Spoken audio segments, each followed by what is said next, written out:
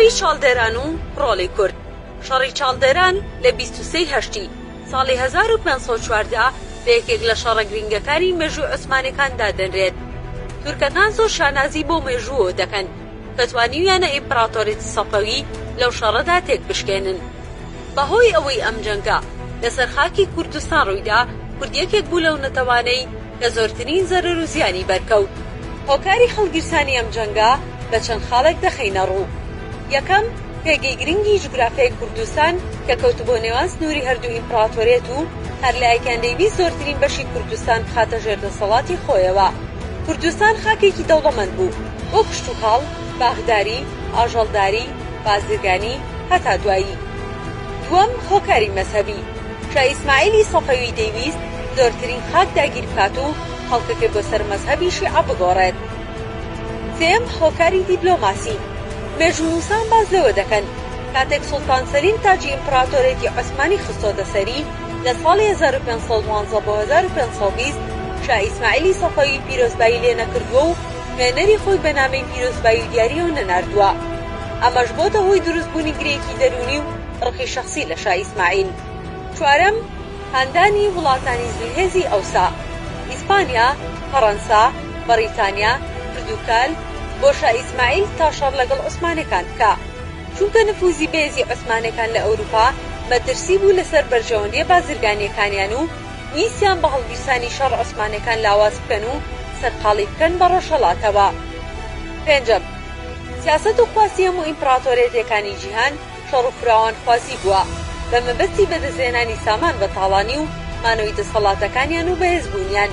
دوو کەسایەتیش هەرچەندە لەسەر هەمان ئاینیش بوون، کەچی ئەوە نەبوو هۆکاری ئەوەی کە شەڕدژی یەک نەکەن، چونکە چاوی تەماع و تاڵانی، تاوانکردن و فراوانخوازی لە چاوی برای دینی بەهێزتر بووە.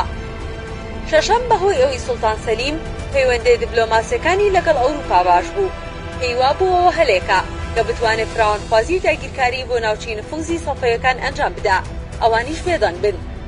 ئەودەم عوسمانەکانی تر دەرفەتی فراوانخوازیان بە ئاڕاستەی ڕۆژئاوا نەما بوو، دەیانویست بۆ قەرەبووی ئەوە لە ڕۆژهەڵات پێگەی خۆیان بەهێز بکەن.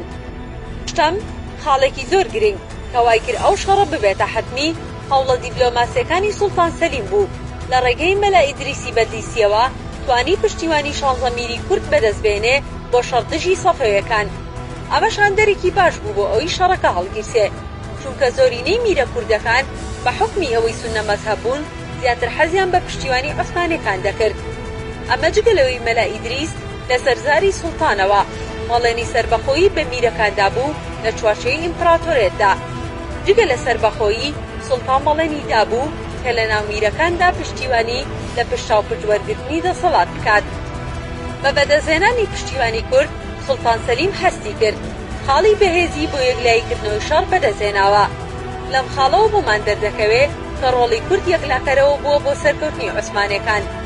لە ئەنجامدا شەڕەکە بە تێکشکانی سەفەویەکان کۆتایی هات، تەورێزی پایتەخت داگیرکرا و ژوڵناڵەکانی شاه ئیسماعیل بەدیلگیران. سامانێکی زۆریان بە تاڵانی دەستکەوت. بەهۆی ئەوەی شەڕەکە لەسەر خاکی کوردستان ڕوویدا، کوردیش لە هەردووبەری شەڕ لە پێشی شەڕەکەەوە بوون، زۆرترین کوشتار و گیان لە دەستدان نسیبی کورد بوو. ئەمە جگە لەوەی ئەم شەڕە زیانی بە ژینگە و سروشتی کوردستان گەیان. لە ڕووی ئابووریشەوە بەوەی سووتانی چەندین بوون و کۆبوونەوەی زیاتر لە 200,000 هێزی شەڕکەر لە هەردوولا، تێکدانی ڕەز و باخەکان و بەکارهێنانیان بۆ خۆراکی لەشکرە بە شەڕهاتوەکان، خواردنی هەزاران سەرمەڕ و ئاژەڵ، زیانی گەورەیان گەیان بە ئابووری ناوچەکانی شەڕ. دوای سەرکەوتنی عوسمانەکان ئیتر لێرەوە نەهامەتی کورد دەستی پێکرد. کوردستان بۆ یەکەم جار دابەشی سەر هەردوو ئیمپراتۆریەتی عوسمانی سەفەوی بوو. دابەشبوونی جوگرافی دابەشبوونی کۆمەڵاتیشی بەدوای خۆی داهێنا. هەندێک لە عەشیرەتەکان بەشێکیان کەوتنە ناو قەڵەمڕووی سەفەوی و بەشی زۆریشیان کەوتنە ژێردەستەی تورکە عوسمانیەکان. سوڵتان لە بەڵێنەکانی پەشیمان بۆوە. لێرەوە ناوی مەلا ئیدریسی بەدلیسیش وەک کوردێکی خاین کەوتە ناو مێژووی کورد کە بۆ بەرژەوەندی عوسمانیەکان میرە کوردەکانی لە خشتە بردووە. بیرنشینەکانی شەریەکە و بەجیا لە کات و شوێنی جیازدا بۆ بەدەستهێنانی سەربەخۆیی چەندین ڕاپەڕینیان ئەنجامدا کە هەمویان شکستیان هێنا و کارەساتی زۆر و کۆمەڵکوژی لە داردانی میرەکان و کۆچبەری بۆ وڵاتانی قەفقاسیا و سووتانی گوندی کوردانی بەدوای خۆی داهێنا.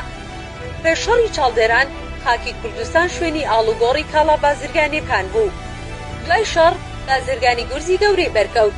لێرەوە بۆمان دەردەکەوێت کە هەتا هەردوو ئیمپراتۆری بەهێز بوون هیچ لایەکیان نەیانوێراوە دەست بۆ کورد بەرن و شەڕی لە دژ بکەن.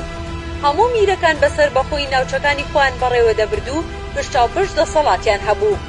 بەلاوازبوونی سەفەوی ئیتر تورکەکان ترسیان نەما، هەم لە بەڵێنەکانیان پاشگەزبوونەوە هەم هەر میرێک ڕاپەڕینی بکردایە بە توندی بە ئاگر و ئاسن سەرکوتیان دەکرد. ئەمەوێ ئاماژە بە خاڵێک بکەم. ئەتاتورکیش هەمان سیناریۆی سوڵتان سەلیمی لەگەڵ میرە کوردەکان دووبارە کردەوە و کۆمارەکەی بە هاوکاری کوردان دامەزراند. بەڵێنی ئۆتۆنۆمی پێدابوون، ئەویش پەشیمان بۆ و دوجار بە دڵندانە پەلاماری کوردیدا و کۆمەڵکوژی ئەنجامدا.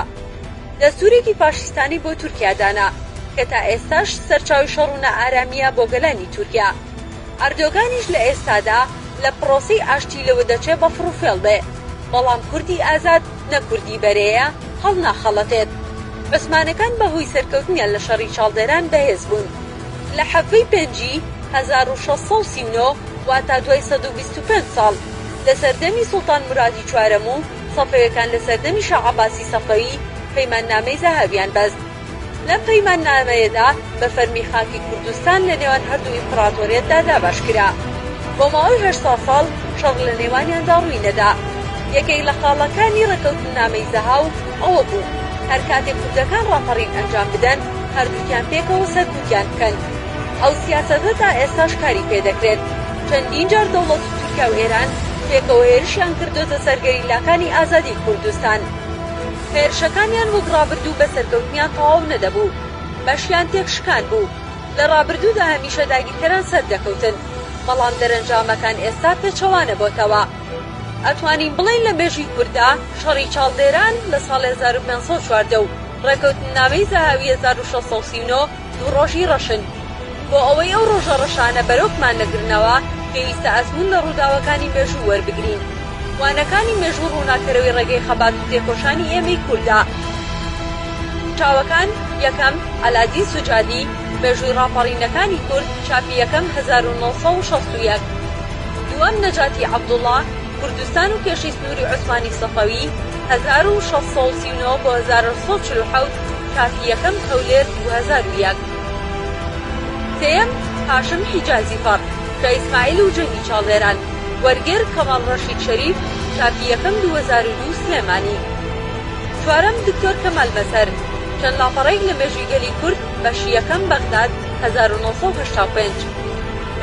پێنجەم محەممەد ڕەسوول هاوار، کورد و باکووری کوردستان لە سەرەتاوی مێژوو تا شەڕی دووەمی جیهانی، بەرگی یەکەم چاپی یەکەم سلێمانی ساڵی 2000.